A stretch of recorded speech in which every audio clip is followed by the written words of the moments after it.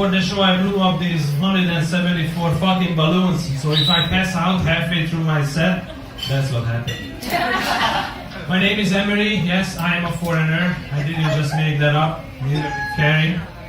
And the accent is real. I wish it wasn't. So I recently learned from a documentary that foreigner comics get a better response if they introduce their accent early on to the audience. So I would like to do a little exercise. It's going to take about 10 seconds. I'm going to say an English word and I need you guys to repeat it back to me. It's very simple. Chair. Chair. Very good. Carpet. Carpet. Microphone. Microphone. Pneumono-ultramicroscopic silicovolcanosconiosis. Yes. Alright. I'm just gonna stick with 5th grade words then. I remember the time when I used to try to hide my accent, but then Arnold became a governor, and that's when I realized how far you can go if people just don't understand what you are saying. And by now I know what most of you are, at least most men are thinking. You are thinking that, this guy is getting laid left and right with that accent. Well, it really depends on where I fall on the accent scale in the particular room I'm in. Like if there are no other comedians, there are no other foreigners in the room, I do pretty okay. If there is a guy with a Spanish accent, I have to work twice as hard, but I can still get some. If there is somebody from England, I'm out. My Eastern Bloc mumbling just cannot compete with that.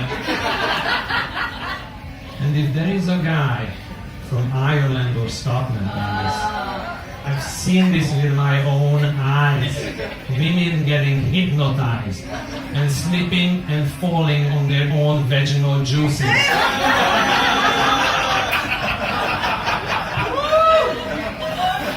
I'm talking about wet vaginas. Who here has kids? I got four kids. I love them equally, a boy, a girl, and another boy. The first two were accidents. The other two are still alive. I know, that's a horrible rape joke, but I find it offensive and a little bit sexist that people generally don't care what a man feels when something like an abortion happens. And I can tell you personally, I think about those kids of mine daily. I think about them almost every day, especially when I take out the trash or use the garbage disposal.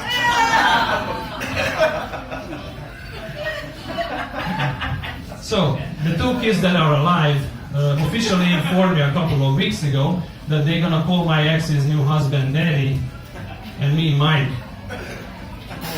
Mike is good, it's just not my name. But that brings back memories because I thought our marriage would last forever. We were high school sweethearts. She was 16 and I was a 26-year-old janitor at her school. And we were also very religious. We went to church every Sunday. We went to Bible studies during the week. So it was really hard for me to tell the kids after the divorce that there is no God. You see, originally I thought she was cheating on me with one of my friends. So I had this genius idea to prove it. So every time my friends came over for a pool party, I slept all their underwears. And that night, I was waiting for my wife to fall asleep so I can smell her pussy.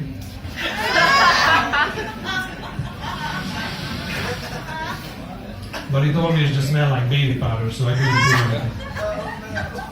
And when the day finally came for me to move out, my little 2-year-old son was really upset. He was like, Dad, it's all my fault. I'm like, no, it's not, little buddy. I tried to pick him up and hug him, but that's when the smell of baby powder hit me. You little motherfucker! How could you do this to me after all the Pokemon shit I got you? But then he pat me on the back, gave me $100 and escorted me out of my own house. Yeah, I do have weird kids. My daughter is 7, and she came up to me a couple of nights ago, and she pushed her belly button together and said, "Daddy, Daddy, look! It looks like a tight vagina."